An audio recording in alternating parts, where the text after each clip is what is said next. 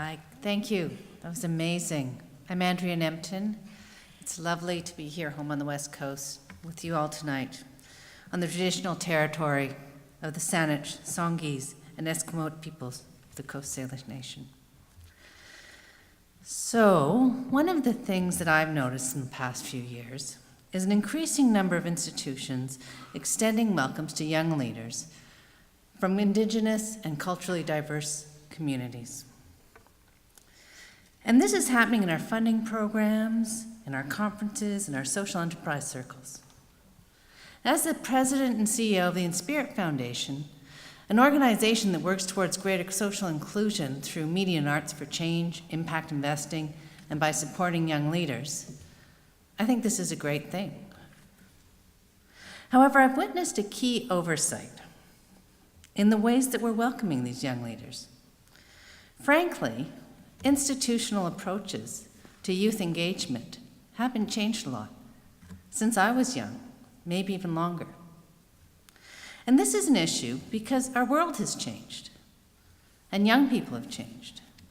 They're more diverse, and they're facing an incredible range of challenges: environmental, economic, and social. For example, at the organization, at the foundation, we conducted a study called Faces of Canada, and amongst other disheartening facts, we found that over almost 10 million Canadians had experienced discrimination based on their race or religion. 10 million.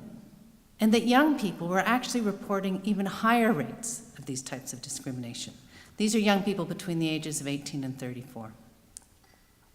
Yet, these same young people have incredible capacity. And they've been brought up under multiculturalism, under the promise of multiculturalism and fairness. To them, inclusion isn't an aspiration. It's a promised right. Therefore, the way that we welcome must go beyond representation and truly start sharing power with these young leaders. And by this, I mean institutional power. And I clarify this because a number of the young people that we work with are some of the most powerful individuals I've ever met.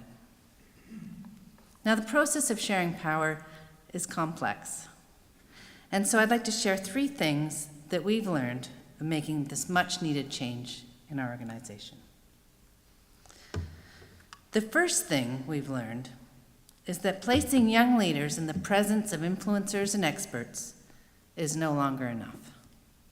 And this was a bit of a surprise to me, because as a young environmental activist, when I was invited to the Canada Club or a gala, I was incredibly honored. I mean, I still remember sitting in the audience as somebody imparts their wisdom, and the information was incredibly valuable. Being in the presence of influencers was inspiring. This isn't necessarily true for young people today, because they're so digitally connected, they can have access to information anywhere.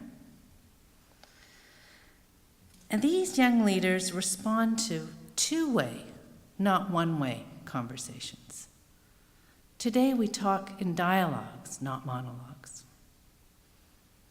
In fact, they're hungry to participate.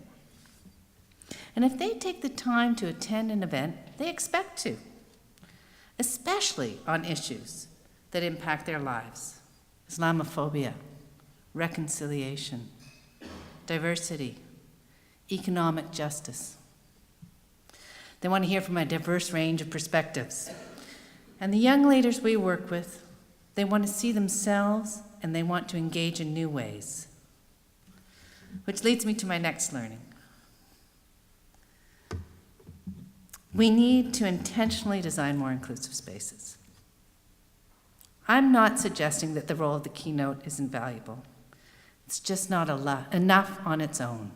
The traditional stage and audience format is no longer dynamic or equitable enough to engage the young people we work with.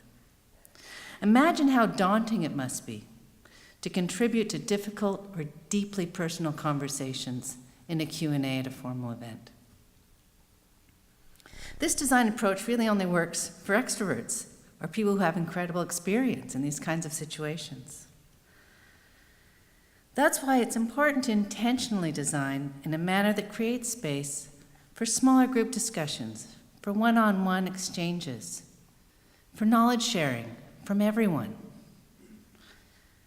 and for some critique.